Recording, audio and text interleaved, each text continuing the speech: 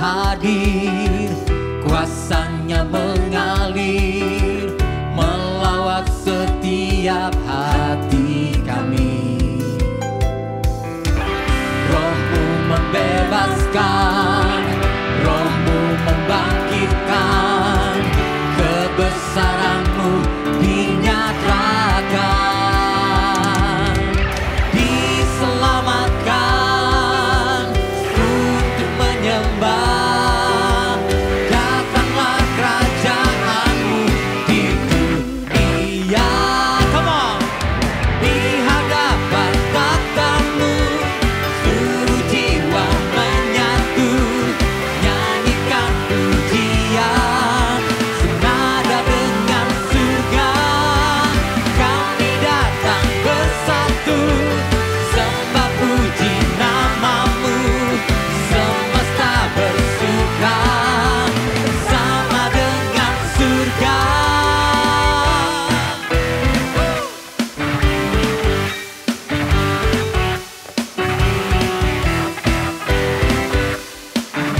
Mari jemaat Tuhan, katakan bersama, Tuhan Engkau hadir. Tuhan Engkau hadir, kuasanya mengalir, melawat setiap hati kami.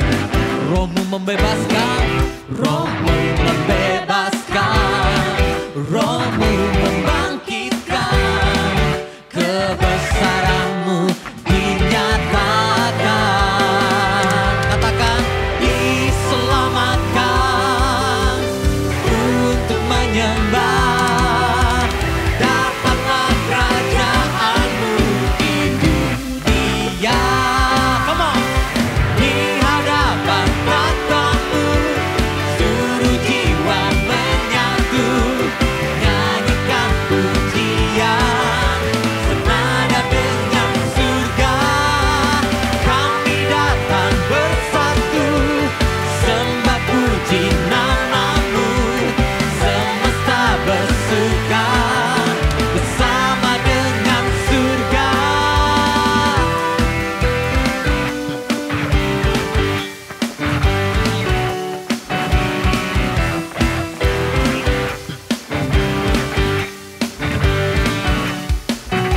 Saat ini Tuhan, bersama-sama kami menaikkan syukur, bersama-sama kami menaikkan pujian, bersama-sama kami mensuruhkan kemenangan daripada Engkau Tuhan. Mari jemaat Tuhan, katakan bersama, di hadapan takhta-Mu, seluruh jiwa menyatu, nyanyikan pujian senada dengan surga. Kami datang bersatu, sembah puji nama-Mu, semesta bersuka bersama dengan, come on. Di hadapan takhta-Mu, seluruh jiwa menyatu, nyanyikan pujian senada dengan surga. Kami datang bersatu, sembah puji nama-Mu, semesta bersuka bersama dengan surga.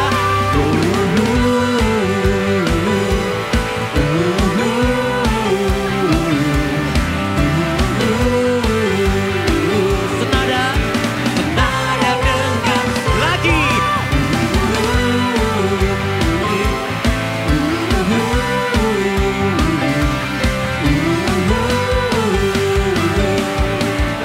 Senada dengan surga.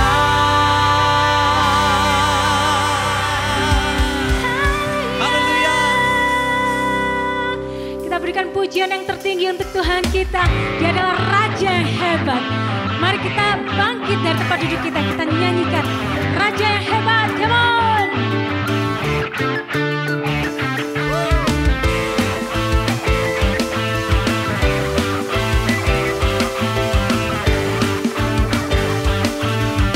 Sama-sama katakan, angkatlah tinggi panjinya. Angkatlah tinggi panjinya dan sorakanlah kemenangannya. Kemenangan Tuhan kita, kemenangannya. Belenggulah di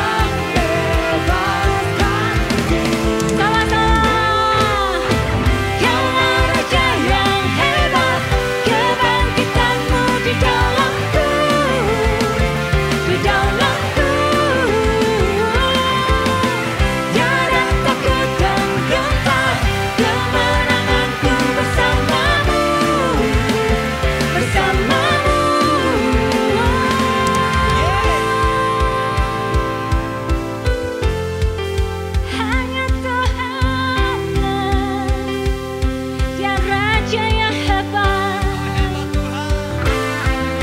Dari dulu, sekarang, sampai selama-lamanya. Kuasa Tuhan kita, itu yang terhebat. Mari sama-sama katakan dulu, sekarang, selamanya. Dulu, sekarang, selamanya. Kau berkuasa atas segalanya. Namamu yang kuserukan. Ya Raja yang hebat. Kau Raja penebus Dulu, sekarang, dan selama-lamanya. Dulu, sekarang, selamanya. Kau berkuasa atas segalanya. Namamu yang kuserukan. Kaulah Raja penebus yang hidup. Kaulah Raja yang hebat, kebangkitanku di dalamku, di dalamku. Tiada takut dan gentar, kemenanganku bersamamu, bersamamu. Ya Raja. Kaulah Raja yang hebat, kebangkitanku di dalamku, di dalamku. Tiada takut Tiada takut dan gentar, kemenanganku bersamamu, bersamamu. di dalammu. Di dalamku, Bersama Tuhan. bersamamu. Di dalamku, bersamamu.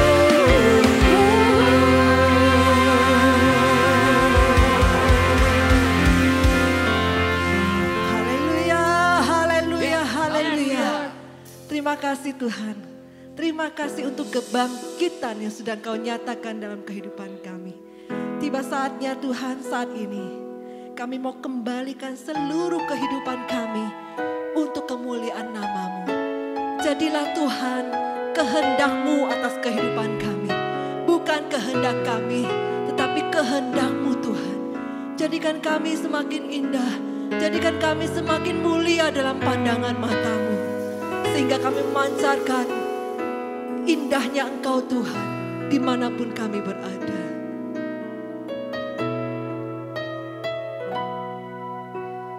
Ku datang ya Bapa dalam kerinduan,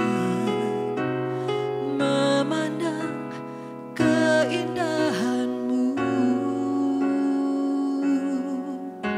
Ku berikan segalanya, semuanya yang ada. Ku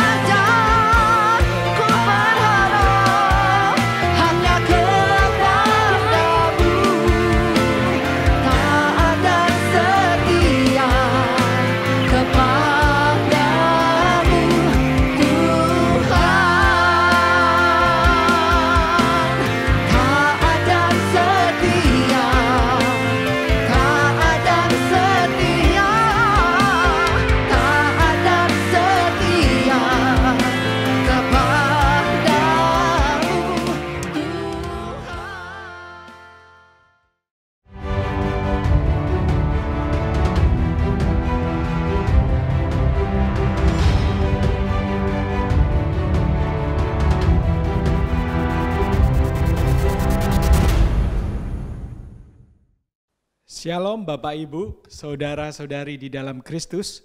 Selamat datang dalam ibadah online MDC Surabaya. Bersyukur kepada Tuhan kalau kita melihat penyertaan Tuhan atas Indonesia dan kota Surabaya. Sehingga kita sekarang berada di masa transisi endemi. Kami di MDC Surabaya sudah beribadah onsite tatap muka. Baik di MDC Putat maupun di MDC Satelit di Ciputra World, Galaxy Mall, Kuta Bali, Manukan, dan Citra Harmoni. Dan kami dari tim pastoral penggembalaan MDC Surabaya sangat mendorong Bapak Ibu, Saudara-saudari dapat beribadah tatap muka dan join kontak komunitas keluarga pemuritan di gereja lokal kita.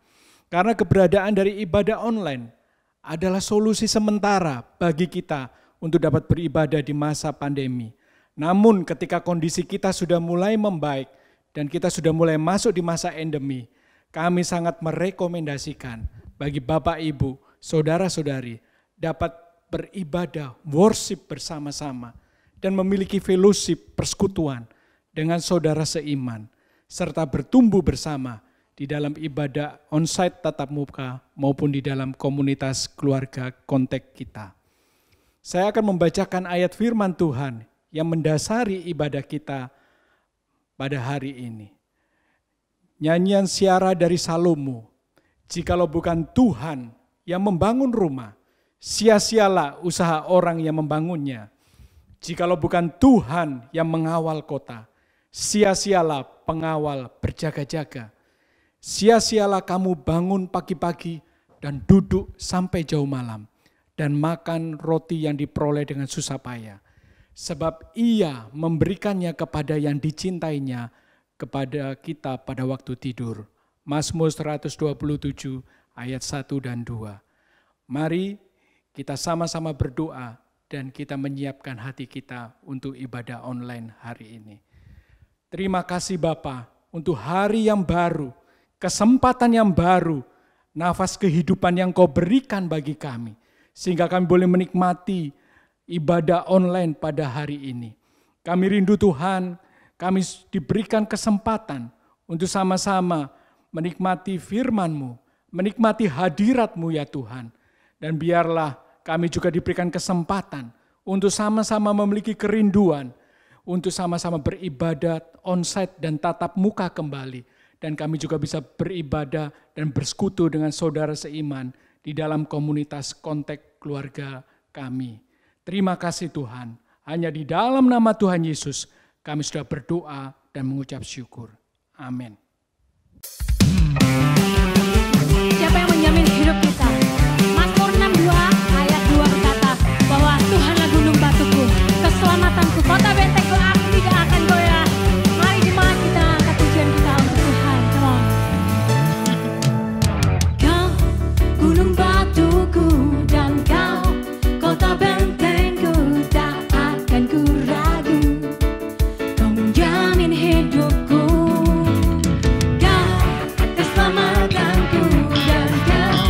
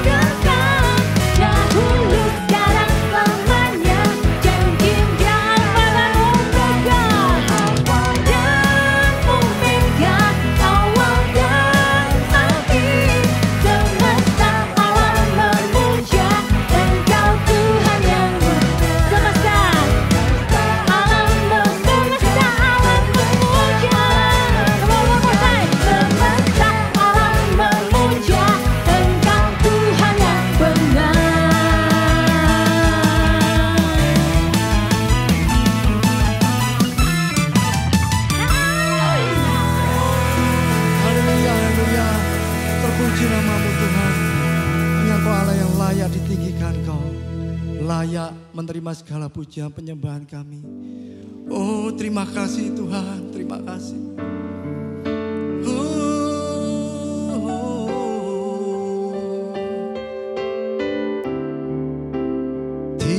Tinggikan dirimu mengatasi langit, kebesaran-Mu Tuhan mengatasi bumi. Tinggikan dirimu mengatasi langit, kemuliaan-Mu Tuhan mengatasi bumi.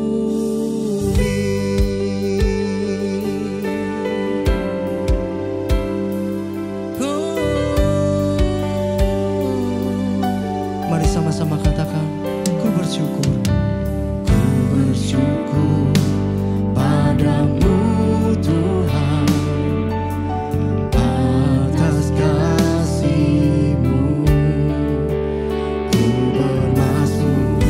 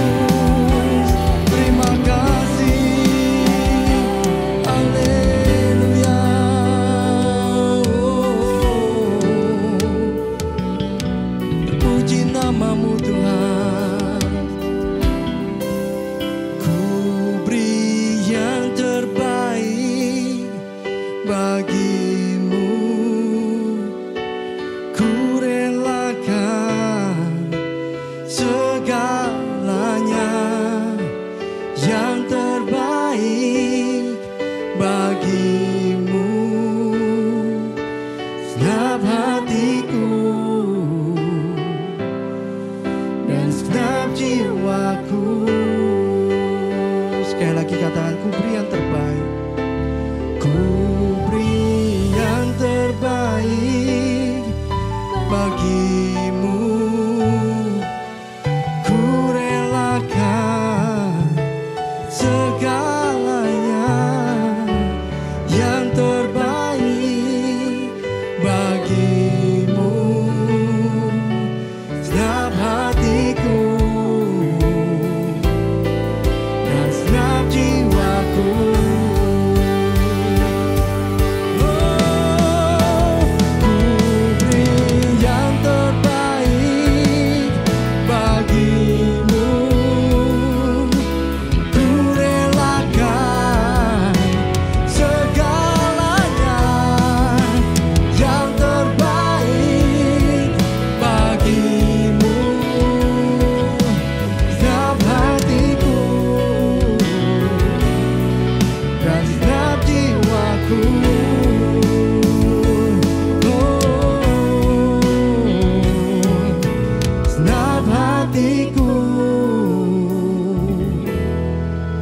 Dan segenap jiwaku.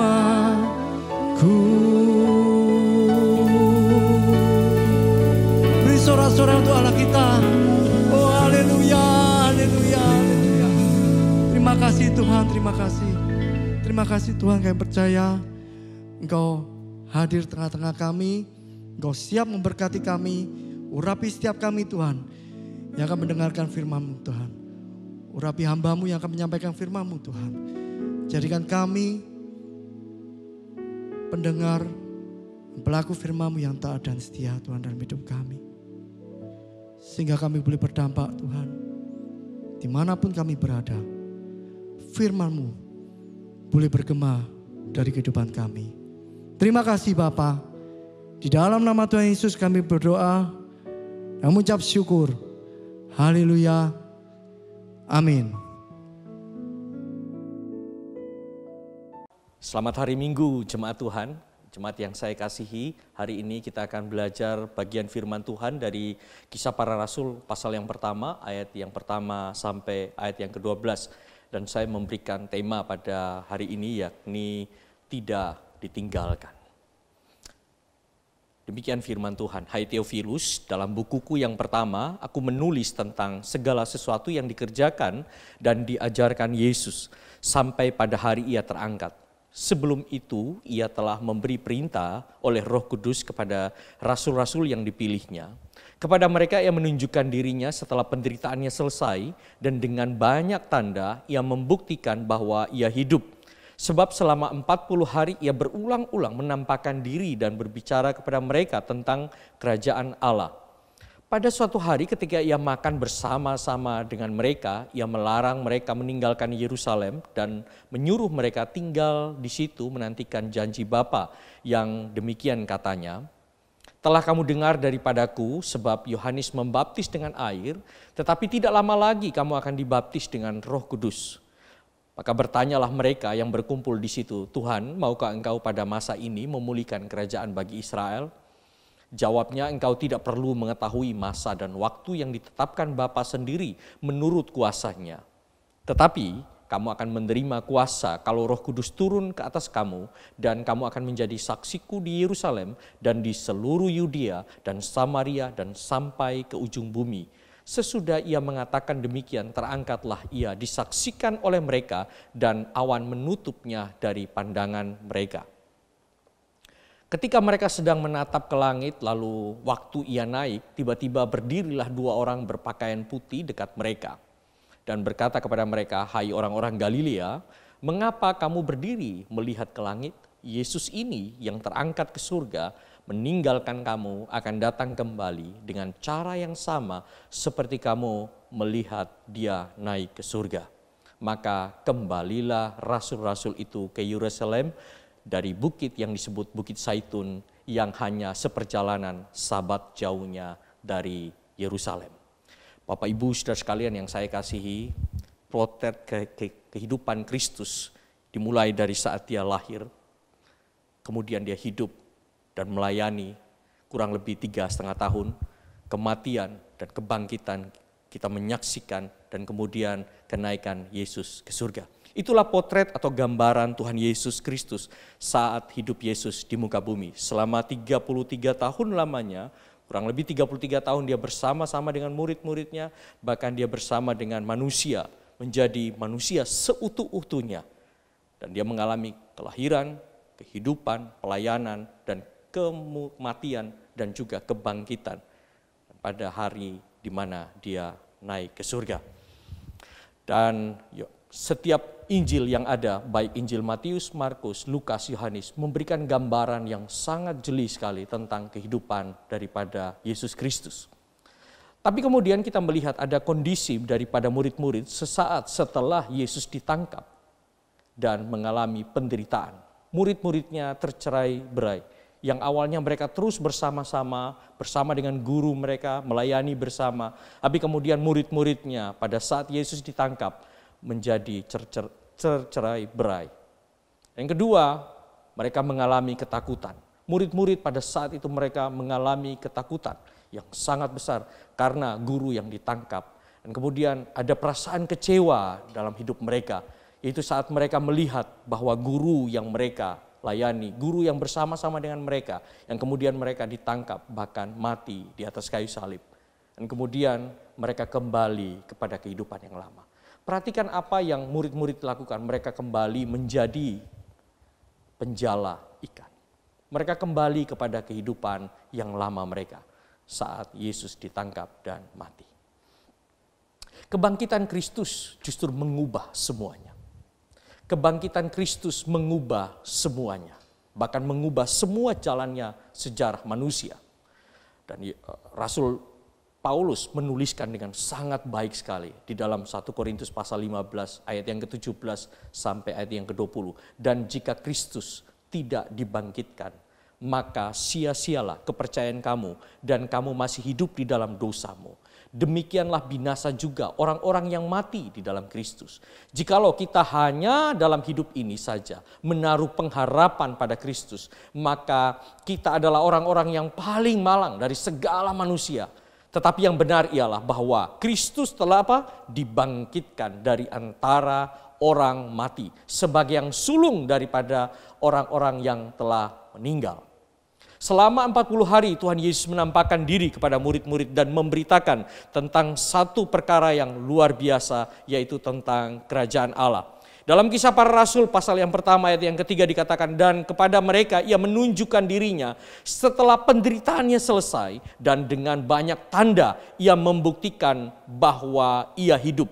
Sebab selama 40 hari ia berulang-ulang menampakkan diri dan berbicara kepada mereka tentang kerajaan Allah. Selama 40 hari pasca Yesus dibangkitkan, dia menampakkan diri kepada murid-muridnya. Dia berbicara kepada murid-murid perjalanan ke Emmaus, dia berbicara kepada murid-murid, kepada orang-orang yang berkumpul bersama-sama, dan kepada Thomas secara pribadi dia berbicara, kepada murid-murid perempuan dari Tuhan Yesus, dia berbicara dan menunjukkan dirinya, menampakkan dirinya dan memberitakan bahwa dia hidup. Dan inilah fakta yang tidak dapat ditolak oleh semua orang pada masa itu. Bahkan orang-orang hari-hari ini meragukan tentang kebangkitan Kristus. Mereka tidak bisa berdalih atas hal itu karena Kristus menampakkan diri selama 40 hari dan mengajarkan tentang kerajaan Allah. Di dalam setiap Injil dikatakan, baik Injil Matius, Markus, Lukas, Yohanes, memberitakan tentang Yesus hidup. Dan Yesus memberitakan tentang kerajaan Allah. Dan pemberitaan tentang kenaikan Tuhan Yesus itu ke surga, itu tidak hanya ucuk-ucuk langsung terjadi, tapi kemudian sebelum hal itu terjadi pun nabi-nabi di dalam kitab suci itu sudah memberitahukan, sudah menubuatkan hal itu. Bahkan pemazmur mengatakan, Tuhan telah datang dari Sinai, masuk ke tempat kudus engkau, telah naik ke tempat tinggi, telah membawa tawanan-tawanan ya Tuhan Allah. Dan itu digenapi di dalam Efesus pasal 4 ayat 8 sampai ayatnya yang ke-11 dikatakan, itulah sebabnya kata nas. Tatkala ia naik ke tempat tinggi, ia membawa tawanan-tawanan dan memberikan pemberian-pemberian kepada manusia. Bukankah ia telah naik berarti bahwa ia juga yang telah turun ke dalam bagian bumi yang paling bawah. Dan yang telah turun, ia juga yang telah naik jauh lebih tinggi dari semua yang di langit. Untuk apa? Memenuhkan segala sesuatu. Dan ialah yang memberikan baik rasul-rasul maupun nabi-nabi maupun pemberita-pemberita Injil maupun gembala-gembala dan pengajar-pengajarnya. Efesus pasal 4 ayat 8 sampai ayatnya yang ke-11. Nah, tentu pemberitaan tentang kenaikan Kristus surga, dia juga memberitakan dengan sendiri kepada murid-murid. Seperti yang dicatat di dalam Injil Yohanes pasal 6 ayat 62. Dan bagaimana jika kamu melihat anak manusia naik ke tempat di mana ia sebelumnya berada. Jadi ini memberitahukan kepada kita bahwa Kristus naik ke surga ke tempat dia pada saat itu berada. Dan itu membuktikan bahwa dia adalah Allah sendiri. Dan juga di dalam Yohanes pasal 7 ayat 33 dikatakan, tinggal sedikit lagi waktu saja. Aku ada bersama-sama dengan kamu dan sesudah itu aku akan pergi kepada dia yang telah mengutus aku. Dan Kristus mengatakan, menggambarkan secara utuh bahwa dia dan Bapa adalah satu. Dan ia dikatakan kepada kita bahwa tinggal sedikit waktu lagi. Bahkan kepada murid-murid yang bersama dengan dia sudah memperingatkan murid-muridnya. Pada waktu 3,5 tahun itu, dia mengatakan sesuatu yang sangat penting sekali, bahwa tinggal sedikit lagi waktu, aku bersama dengan kamu. Jadi bukan hanya sekedar Yesus mati dan naik ke surga tiba-tiba, tetapi itu sudah diberitakan, baik oleh para nabi maupun oleh dia sendiri, mengatakan hal yang dia akan lakukan kemudian hari. Dan di dalam Injil Lukas pasal 9 ayat 51 dikatakan ketika hampir genap waktunya. Jadi dikatakan bahwa ketika hampir genap waktunya Yesus diangkat ke surga. Jadi ini suatu penggenapan waktu Tuhan. Jadi bukan waktu yang tiba-tiba, ada waktu yang kebetulan Yesus mati dan dia naik ke surga. Tidak, tetapi hampir genap waktunya Yesus diangkat ke surga. Ia mengarahkan pandangannya untuk pergi ke Yerusalem. Jadi kematian Kristus itu di Yerusalem itu adalah satu hal yang dia pilih sebenarnya. Pemberitaan tentang kenaikan Kristus, kematiannya, bahkan kenaikannya ke surga itu sudah menjadi nubuatan dan digenapi di dalam pribadi Kristus Yesus. Dan kemudian kita membaca di dalam Kisah Para Rasul pasal yang pertama ayat 1 sampai 12 tadi dikatakan bahwa tempat dia naik ke surga itu terjadi di satu tempat yang bernama Betania di Bukit Zaitun.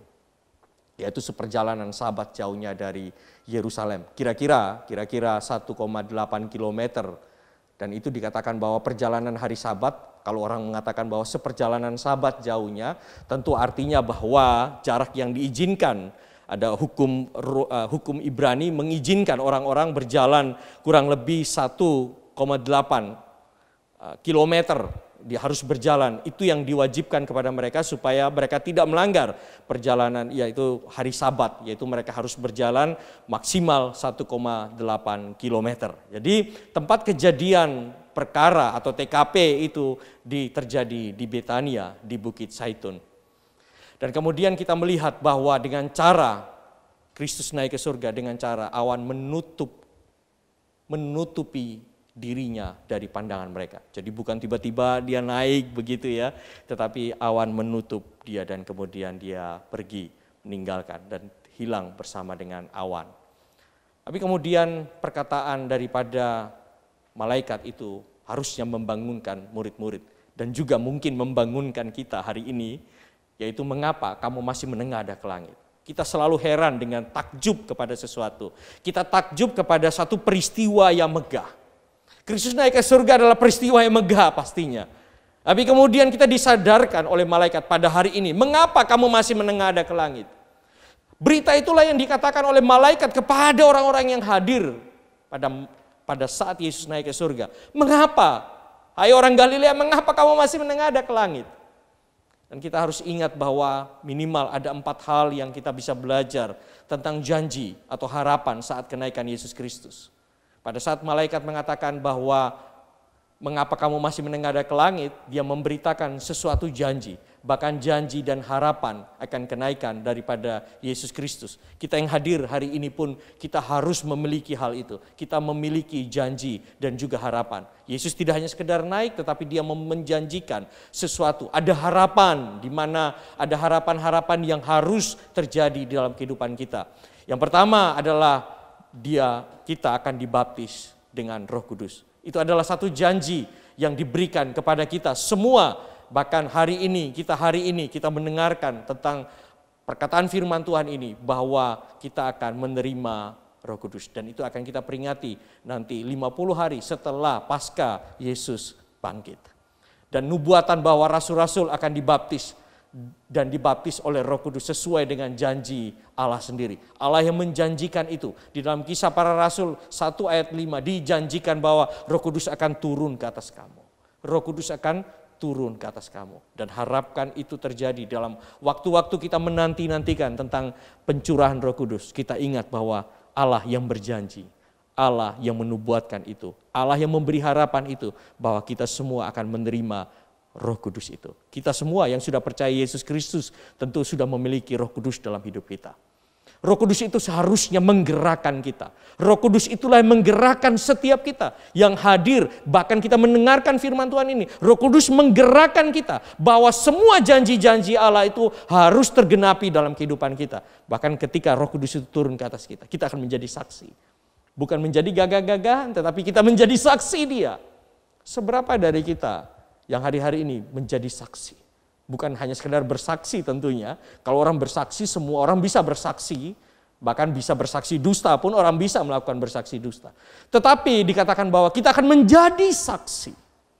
Saat Roh Kudus turun ke atas kita akan menjadi saksi. Hari-hari ini apakah kita menjadi saksi tentang Kristus? Saksi tentang kematiannya. Saksi tentang kebangkitannya. Saksi akan kenaikannya. Saksi atas pertolongan-pertolongan Dia dalam kehidupan kita. Menyaksikan betapa Tuhan begitu setia dalam kehidupan kita. Saat kita tidak setia, Tuhan tetap setia dalam kehidupan kita. Itu janji dan harapan yang pertama yang diberikan saat Yesus naik ke surga. Dan diberikan tentang kita akan menerima Roh Kudus. Dan yang kedua, kerajaan Allah akan dipulihkan. Ini yang kedua yang tidak kalah pentingnya pada saat nubuatan tentang kerajaan Allah itu akan dipulihkan. Tetapi mengenai waktu dan saatnya Tuhan sendiri yang menentukan. Dalam Kisah Para Rasul 1 ayat 7 tadi dikatakan bahwa nubuatan tentang kerajaan akan dipulihkan. Kita semua akan dipulihkan. Kerajaan Allah akan dipulihkan. Di tengah-tengah, di muka bumi ini akan dipulihkan. Sama seperti dikatakan dalam Alkitab bahwa Yesus harus tinggal di surga sampai pemulihan segala sesuatu. Dan kita melihat saat ini Tuhan sedang bekerja dan terus bekerja. Baik melalui kita, baik melalui gerejanya, baik melalui setiap kita yang hadir dalam kehidupan ini. Kehidupan kita akan diubahkan, dipulihkan oleh Dia. Dan inilah nubuatan yang diberikan saat Yesus naik ke surga. Bahwa kerajaan Allah akan dipulihkan. Kitalah gereja, kitalah bait suci Allah itu. Kita akan dipulihkan oleh Tuhan. Inilah janjinya Dia untuk setiap kita. Pada saat Dia naik ke surga, Dia menjanjikan kerajaan Allah akan dipulihkan. Sudahkah kita mengalami pemulihan dalam hidup kita? Kalau belum, kita undang Yesus dalam hidup kita. Kita undang Roh Kudus itu memulihkan. Memulihkan Roh Kudus yang kita sudah terima tadi. Memulihkan setiap kehidupan kita. Kehidupan pernikahan kita, kehidupan pekerjaan kita, apapun yang kita lakukan. Dan kita tahu bahwa Tuhan sedang bekerja dan sedang memulihkan setiap kita. Dan kita harus yakin bahwa nubuatan itu juga terjadi dalam hidup kita. Terjadi di dalam hidup saya dan Bapak Ibu Saudara sekalian. Janji dan harapan saat Yesus naik ke surga bahwa kerajaan Allah akan dipulihkan. Hidup kita akan dipulihkan. Kita mengalami pemulihan daripada Allah secara total. Karena Allah sudah menyelesaikan semua hal yang berkaitan dengan kehidupan kita. Baik masa lalu kita, masa kini kita, dan yang akan datang. Tuhan sudah memulihkan kita. Hal yang ketiga yang Tuhan janjikan pada saat Dia naik ke surga. Nubuatan bahwa mereka yang menyaksikan pekerjaan Tuhan Yesus itu akan menjadi saksi hingga ke seluruh bumi. Ini penting sekali bahwa semua yang orang-orang yang mendengarkan tentang Yesus tadi, orang-orang yang mendengarkan tentang Kristus, orang-orang menyaksikan Yesus yang tadi kemudian ditutupi oleh awan dan naik ke surga, dikatakan mereka akan menjadi saksi hingga ke ujung bumi. Kisah Para Rasul 1 ayat 8. Kalau Roh Kudus turun ke atas kamu, kamu akan menjadi saksiku di Yerusalem, di seluruh Yudea, di Samaria, dan bahkan sampai ke ujung bumi. Wow, ini hal yang luar biasa. Kita tidak akan bertinggal diam lagi dalam kehidupan kita. Pada saat kita yang menyaksikan bahwa Kristus yang sudah bangkit, sudah naik ke surga itu, kita harusnya menjadi saksi sampai ke ujung bumi. Di dalam kehidupan kita, orang-orang terdekat kita mungkin adalah tempat di mana kita menyaksikan tentang kasih Kristus. Saat Roh Kudus hadir dalam kehidupan kita yang menyaksikan pekerjaan Tuhan, itu kita menjadi saksi di mana Tuhan yang menjadi pemenang di dalam kehidupan kita. Dan yang keempat adalah Ia akan datang kembali. Dengan cara yang sama sebagaimana Ia pergi, Ia akan datang kembali. Ini adalah satu janji, suatu harapan yang diberikan kepada setiap kita, bahwa kepercayaan kita kepada Yesus Kristus itu bukan hanya sekedar isapan jempol, tetapi Dia yang akan datang. Dia yang terus bersama dengan kita. Dia akan melihat bahwa setiap iman kita, sama seperti dikatakan bahwa apakah pada saat aku datang nanti, aku masih mendapati enggak iman itu. Ini menyadarkan setiap kita bahwa Kristus yang telah naik itu, Ia akan datang kembali dengan cara yang sama sebagaimana Ia pergi. Di dalam Kisah Para Rasul dicatat dengan baik sekali bahwa pada saat Ia akan datang, kapan waktunya kita tidak tahu. Itu hanyalah Bapa yang tahu menurut kuasa dan kemuliaannya. Dan kita yang hari ini hadir pada hari ini, kita yang mendengarkan tentang firman Tuhan ini, kita diyakinkan kembali, Ia akan datang segera. Ia akan datang kembali. Ia yang akan datang memulihkan kerajaannya di muka bumi ini. Dan inilah hal yang luar biasa yang Tuhan kerjakan bagi setiap kita. Kalau kita membandingkan tadi, kondisi para murid-murid setelah kematian Kristus, murid-muridnya tercerai-berai. Tapi kemudian setelah Kristus naik ke surga, murid-muridnya berkumpul menjadi satu. Ada satu perubahan yang terjadi.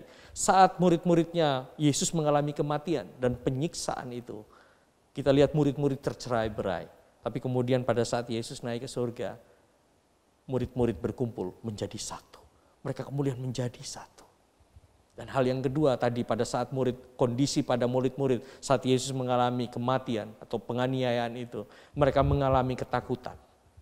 Justru sebaliknya, setelah kenaikan Yesus ke surga, mereka mengalami keberanian untuk memberitakan Injil Tuhan Yesus Kristus. Satu perubahan, satu transformasi yang terjadi dalam kehidupan mereka. Mereka yang dulu mengalami ketakutan, mereka sekarang mengalami keberanian, justru keberanian untuk memberitakan Injil Yesus Kristus. Ini bukan hal yang biasa yang terjadi. Kalau bukan Roh Kudus yang menggerakkan mereka, menggerakkan semua mereka, setiap mereka memberitakan Injil Tuhan Yesus Kristus. Mereka yang dulu kecewa dengan kehidupan mereka, kecewa memandang kepada guru mereka yang sudah tertangkap, guru mereka yang dapat mati. Kemudian mereka bersuka cita. Setelah kenaikan Yesus Kristus, mereka bersuka cita karena ada Roh Kudus yang menjadikan mereka sukacita. Pada saat mereka menanti-nantikan Roh Kudus itu, mereka berdoa, bersekutu bersama-sama, berkumpul bersama. Kemudian mereka bersuka cita karena Injil itu sudah memerdekakan mereka. Dan mereka yang dulu kembali kepada kehidupan lama mereka, kembali menjadi pemungut cukai, kembali menjadi orang-orang penjala ikan. Dikatakan bahwa Petrus kembali menjadi penjala ikan. Justru sebaliknya, pada saat setelah Yesus naik ke surga, mereka menjadi saksi Yesus sampai ke ujung bumi. Sampai ke ujung bumi. Inilah perubahan yang terjadi kepada murid-muridnya.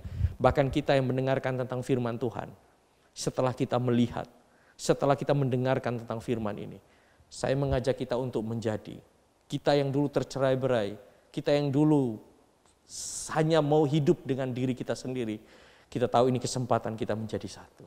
Kita yang mengalami, orang yang mengalami ketakutan dalam kehidupan kita, ketakutan untuk melihat hari depan, kita sekarang mengalami keberanian, bahkan keberanian untuk memberitakan Injil Yesus Kristus. Dan kemudian kita bersuka cita oleh karenanya. Dan kita menjadi saksi Kristus sampai ke ujung bumi.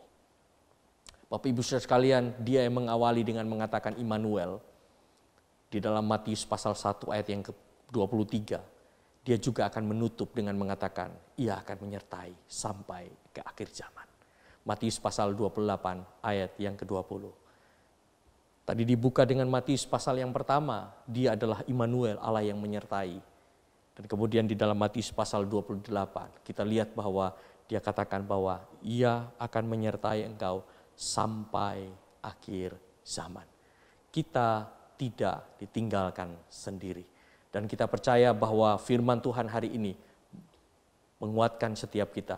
Ada janji di dalam kenaikannya. Ada janji-janji Tuhan dalam kehidupan kita.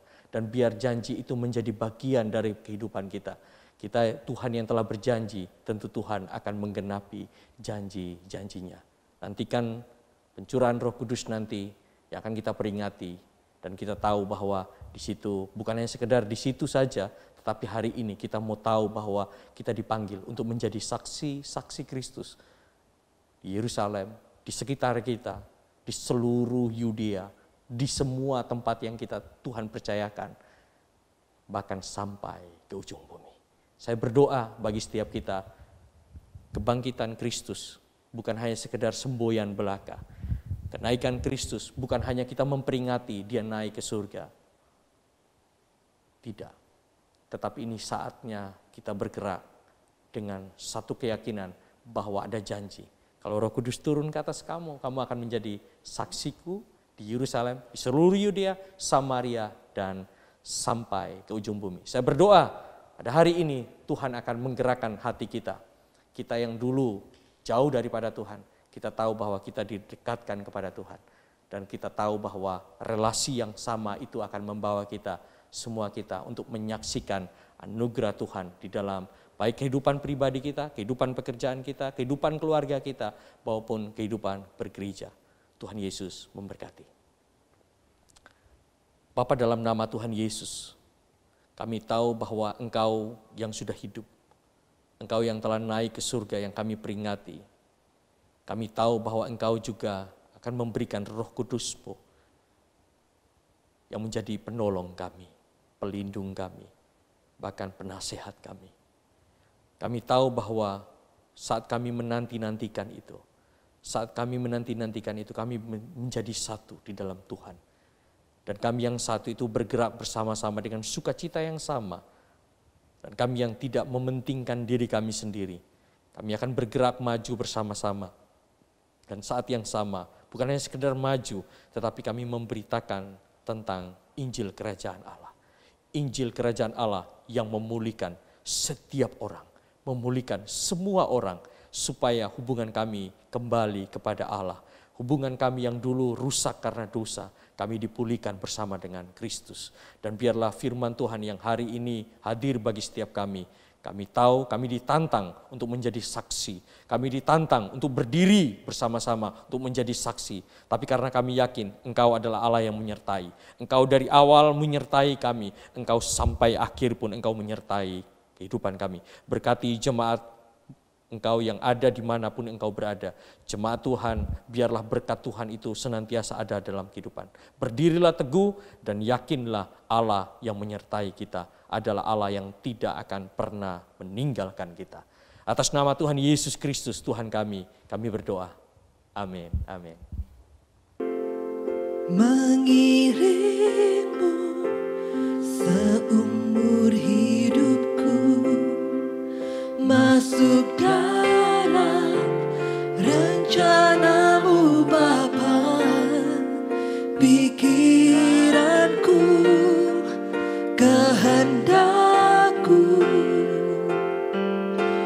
ku serahkan padamu, harapanku hanya di dalam-Mu, ku kan teguh bersama-Mu Tuhan, jadikanku bejana-Mu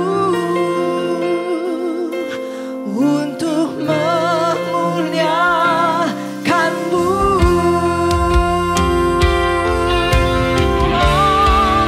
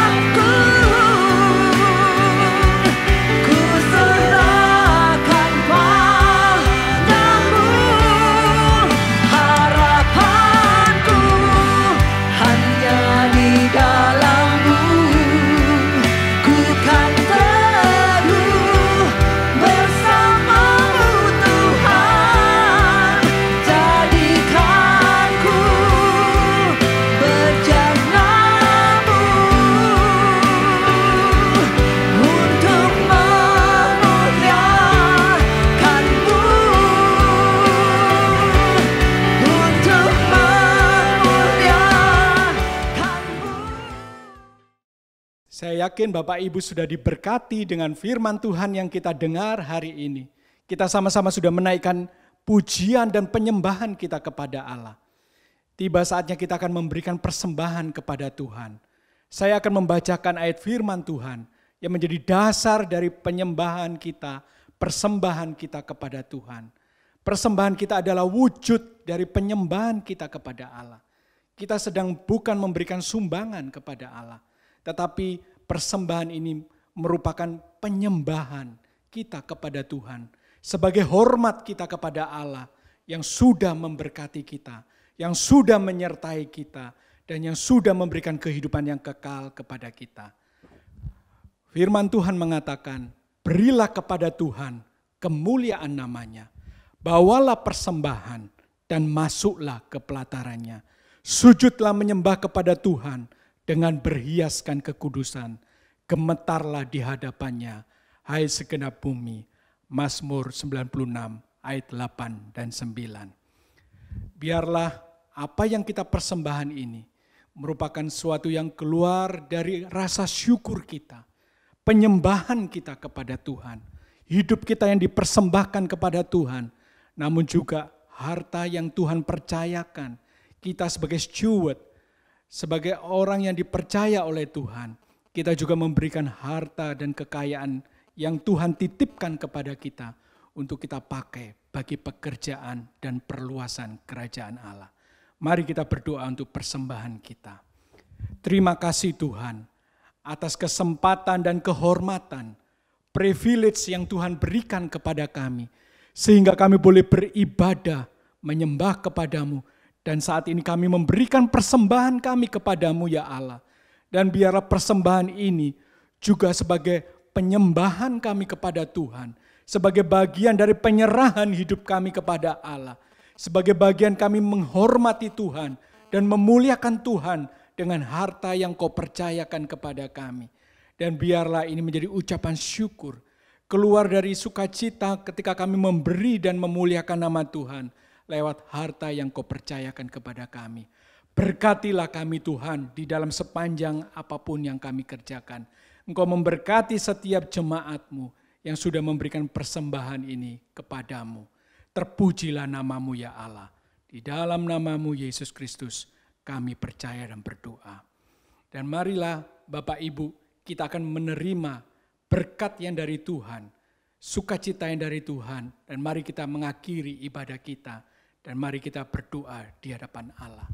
Dan biarlah kasih dari Allah Bapa, sukacita dan keselamatan yang dari Yesus Kristus, dan juga penyertaan dari Roh Kudus yang menjadi kekuatan dan penghibur bagi kita di dalam masa-masa sulit yang kita lewati. Kita percaya Tuhan akan membuat berhasil dalam apapun yang kita lakukan. Tuhan memberikan kesehatan dan kekuatan bagi kita untuk bekerja dan berkarya dan menjadi berkat bagi orang lain. Di dalam nama Tuhan Yesus, kami sudah berdoa dan mengucap syukur. Amin. Tuhan Yesus memberkati kita semuanya.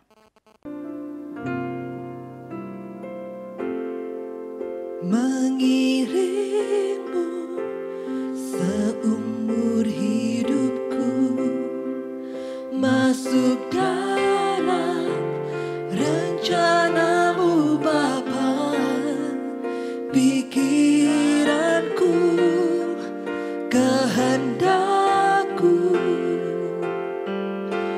ku serahkan padamu, harapanku hanya di dalammu, ku kan teguh bersamamu Tuhan, jadikanku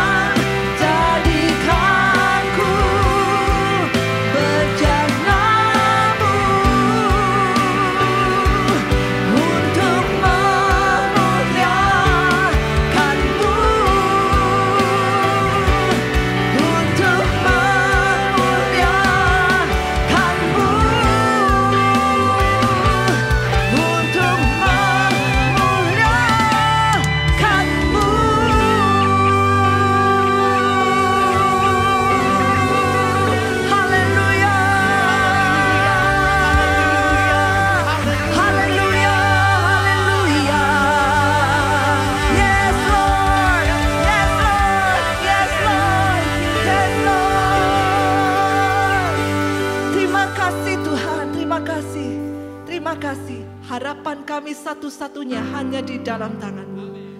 Kami percaya Tuhan, Engkau telah melawan setiap